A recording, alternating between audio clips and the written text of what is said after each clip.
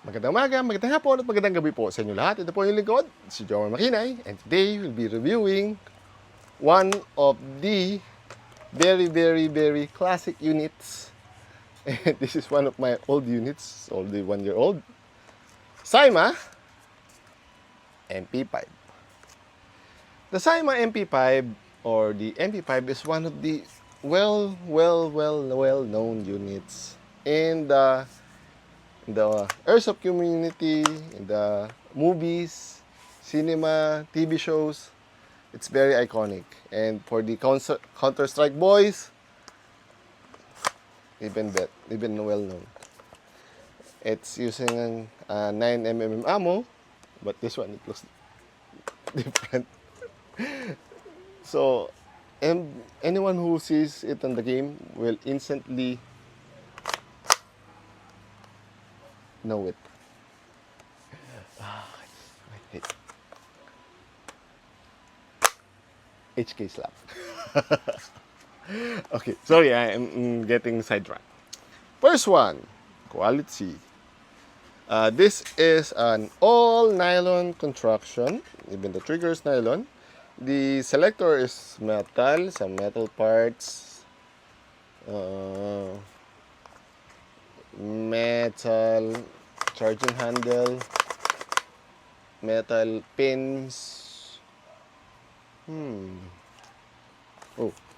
metal rails for the retractable buttstock, and metal mag release. So it's really nice. Fortunately, there's no trades, nothing. Unlike my very expensive, not TG, what's the brand of that one? LDT MP5K. It has full trades. This one, not much. This is made by Cyma or Jund, in depending on your region. So maybe they don't have tie-up with Heckler and Koch, or they don't want to get sued, so there's no markings on this one.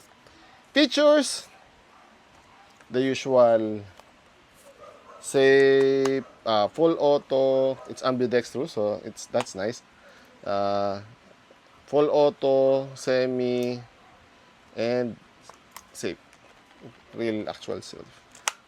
Mag release. It has a magazine prime here,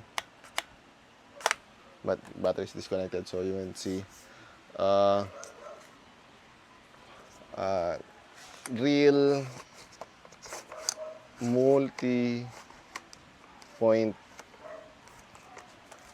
retractable buttstock, so for better performance.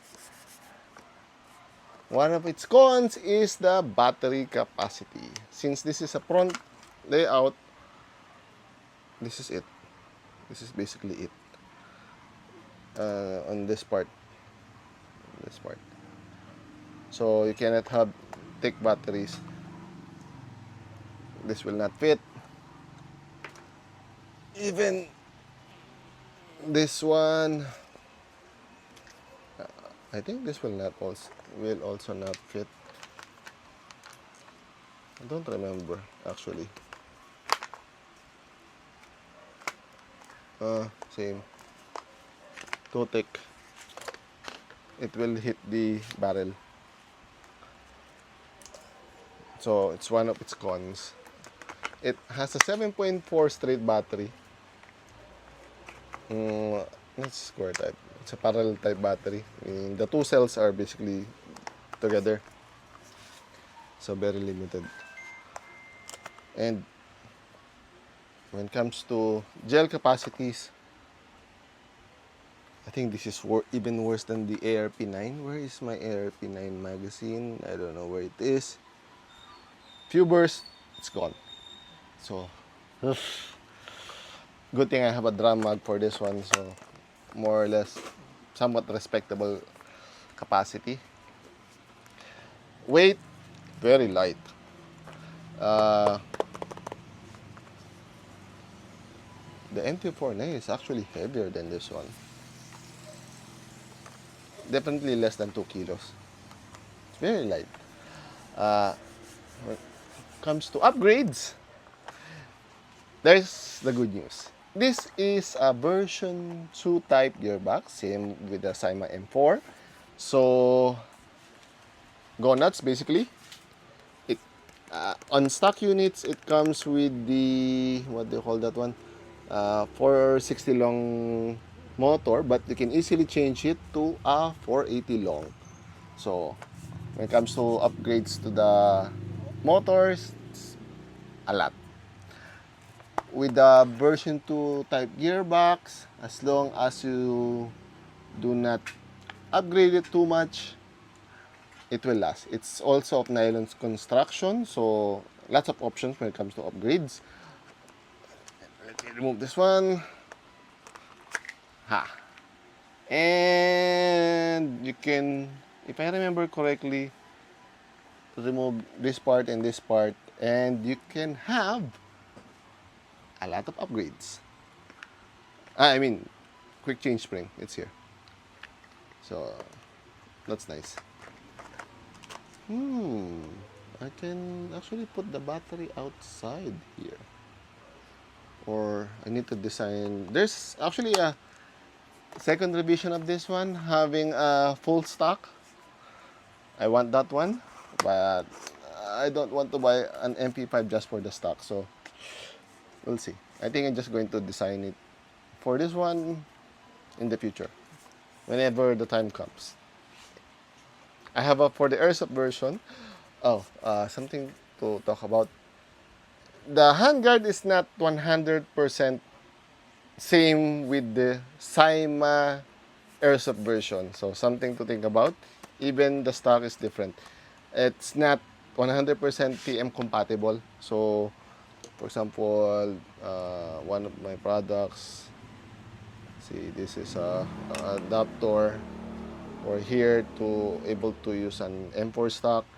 It's not compatible in this one. It doesn't fit. It hits some parts, so something to know. Oh, I forgot. Blowback. Some people love it. I don't. It's a physical part that affects the rate of fire. I would rather have a faster rate of fire than a reciprocating bolt that does nothing other than moving. See? So, to each of his own.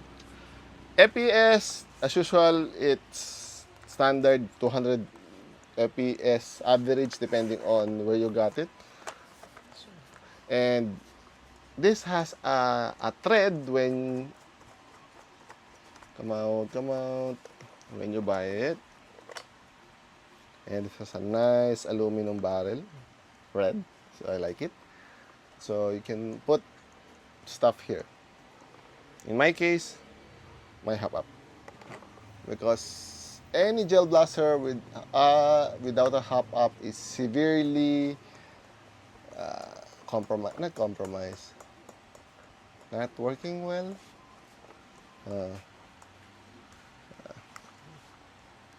Yes, better. It's not recommended without a hop up. Range, this will hit the 10-meter mark. You will see it in the video later on my shorts. It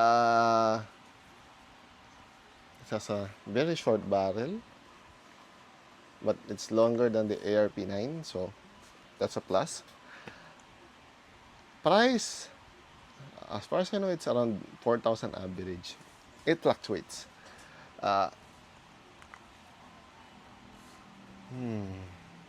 Overall, I like it. It's an MP5. It's a classic. It's one of my proud collection pieces. This is really stock at the moment. I haven't used this one. This is how very, very old. Almost 2 years now? 1 year, at least minimum. But anywho, if you like the design, get it. Since this is gel blaster, everything will not go past 30 meters of range, whatever you do. So it's fine. If you have any questions, suggestions, violent reactions, just put it down in the comment section down below and I'll answer it as soon as possible. Hanggang sa muli, paalam! Ching!